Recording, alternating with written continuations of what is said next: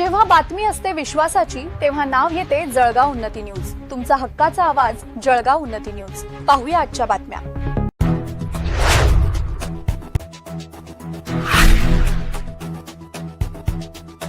छत्रपती संभाजीनगरमध्ये आज पेपर फुटीच्या घटनांविरोधात हजारो विद्यार्थ्यांनी विभागीय आयुक्त कार्यालयासमोर जोरदार आंदोलन केले. ऑफलाईन परीक्षा घ्या या मागणीसाठी विद्यार्थ्यांनी आक्रमक भूमिका घेत सरकारविरोधात घोषणाबाजी केली.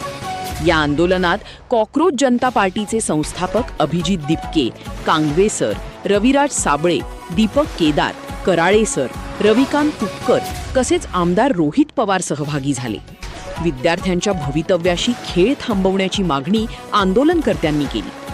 पेपर फुटी थांबवण्यासाठी ऑफलाईन परीक्षा हा योग्य पर्याय आहे का? तुमचं मत कमेंटमध्ये नक्की सांगा. चॅनलला सबस्क्राईब करा. धन्यवाद.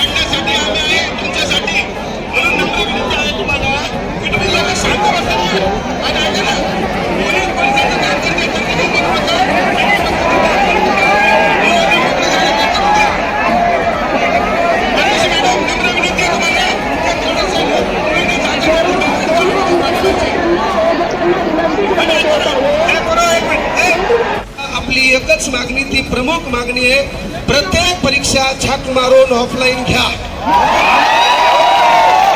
आणि जर तुम्हाला ती घेता येत नसेल आणि तुमच्या पुढे दम असेल तर एका तारखेला एका वेळेत एकाच दिनांकाला वेळेत सारखी असताना एकच परीक्षा ऑनलाईन तुमच्या धमक असेल 4 लाख पोरांसाठी. पहिली गोष्ट ऑनलाईन परीक्षा आपल्याला महाराष्ट्रात कुठंच होऊ द्यायची नाही आणि जर तुम्ही या टायमाला बिळात बसून बसला तर आपला कार्यक्रम ठोकायला हे लोक तयारच आहेत.